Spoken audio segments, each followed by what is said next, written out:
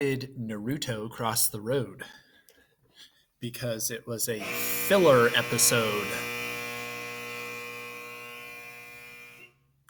I don't really get that one, but I was told it was a funny joke, so I'm going to stick with it. All right. I got cut off in the last video. Remember in the last video, I discussed some introductory material about what the Industrial Revolution was, what a capitalist is, and how machinery was first powered by rivers, flowing water. So this meant a lot of factories were built in rural areas. Some factories were built in cities because cities were built alongside rivers too. But many factories were built in rural areas. And when you build a factory in rural areas, this presents some problems with your labor. Number one, it's hard for workers to travel out to these rural factory areas to actually work, right? And number two, if you are in a rural area, pretty much the only laborers that you're going to have in your factories are going to be adult men, and adult men cost more because you have to pay them more than you would have to pay women or children who work in your factories. Why is this? Well, it's because from the factory owner's perspective, an adult male is able to produce a lot more in a day's work in a factory than an adult female would or a child would, right? Adult men are bigger and stronger than women and children. A lot of this factory work is still muscle work, even though machinery is doing a lot of it.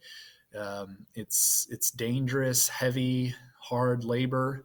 And so men just command higher wages than women and children do, right?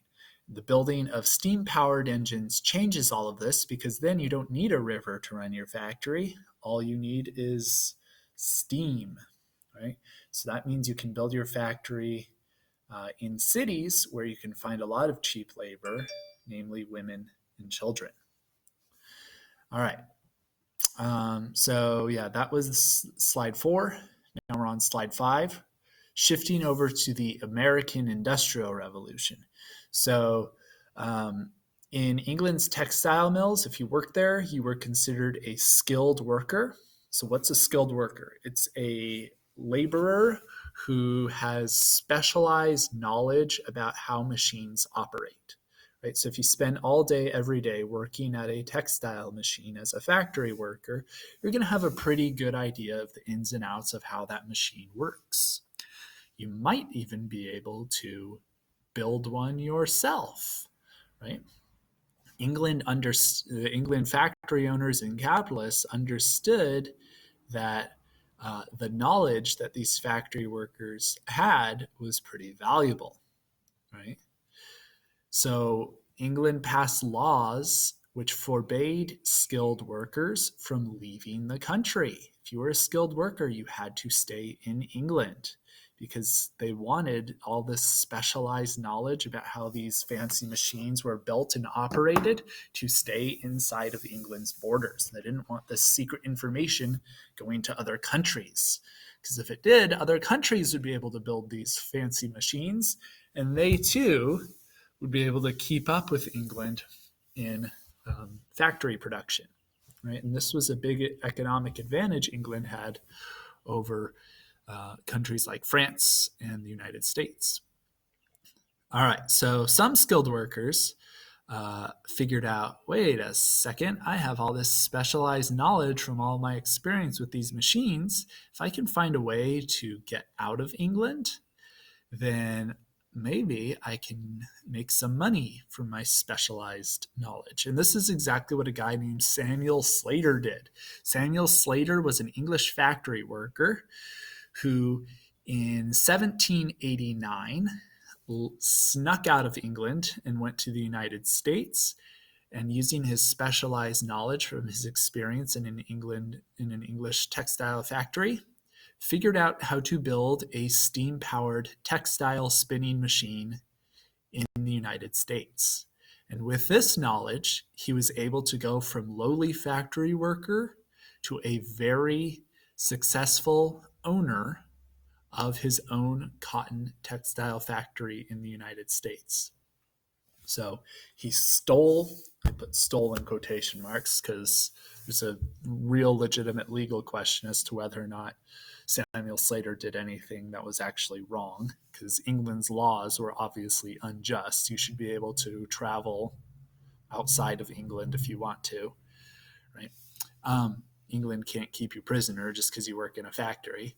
So Slater becomes the father of the American Industrial Revolution, right? In his head, he has an image of how these steam-powered machines work.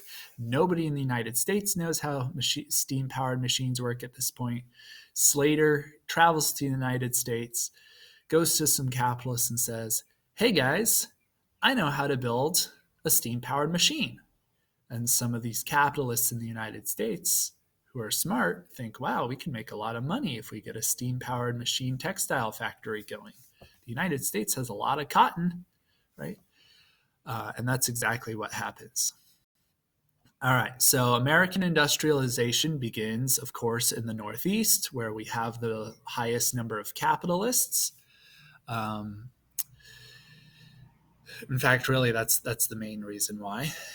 Industrialization in the United States is a very slow process, but during the War of 1812, it accelerates because the British blockade that they set up prevented Americans from being able to buy and sell goods out of the United States. So what did that mean? That means they had to produce goods inside of the United States, and factories are the best way to do this.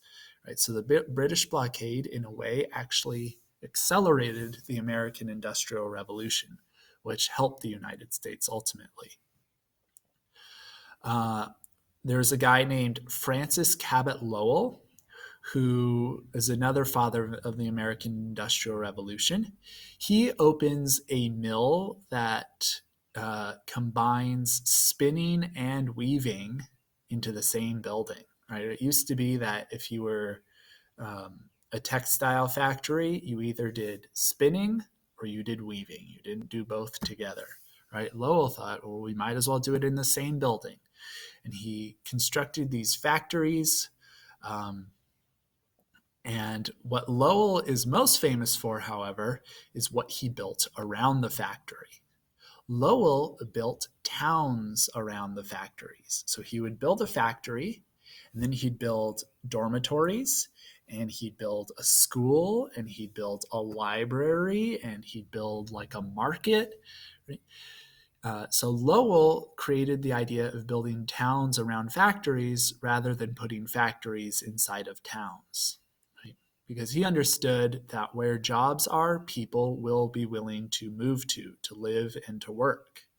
Right? And that's true even today, right? If Amazon was to build like a big headquarter building in the middle of a dust farm, dusty abandoned farmland in Oklahoma, right? Thousands and thousands of people would move out there, right? And that would turn into a small city. And depending on how Amazon did out there, it could even turn into a larger city. Right? People are willing to work. People are willing to move, relocate their entire lives to wherever they can find work. Okay, so he built these mills, he created these towns around the mills, and he would staff the mills with women called Lowell girls. Lowell girls were young single women who received payment to work in his factories, but also got to receive an education in the town that he built around his factories. Right? So being a Lowell girl was a very attractive opportunity for lower class and middle class women who otherwise would not have been able to receive an education. Right? So rather than marrying at a young age and not being able to ever receive an education, some women opted to go work in these Lowell factories for a few years instead. And they could learn a skill, they could make some money, right? They could receive an education and maybe have a better say in the type of person they married. Right? Okay. In addition to the Lowell system, Americans also created their own methods of production. One is called mass production. So, mass production is a technique in factories that allowed producers to create large numbers of identical products, aka widgets, very, very quickly, right? So, like, imagine you have a desk, right? There's two ways you can build a desk, right? If I own a desk factory, I could do one of two things. Either I could build the entire desk all together in my factory, right? Or I could build parts of the desk separately and then assemble all the parts together to create the desk. So I could have one part of my factory dedicated to building the flat desktop. I could have one part of my factory dedicated to building the legs of the desk. I could have one part of my factory dedicated to building the screws and nuts and bolts that I use to connect the parts of my desk, et cetera, et cetera. And then I have another part of the factory dedicated to putting all the pieces together. Right. Well, between the two options, the second option is a lot more efficient, right? And this is called mass production. Right? So instead of creating each part individually, uh, producers in these factories who were trying out mass production used something invented by a guy named Eli Whitney called the system of interchangeable parts.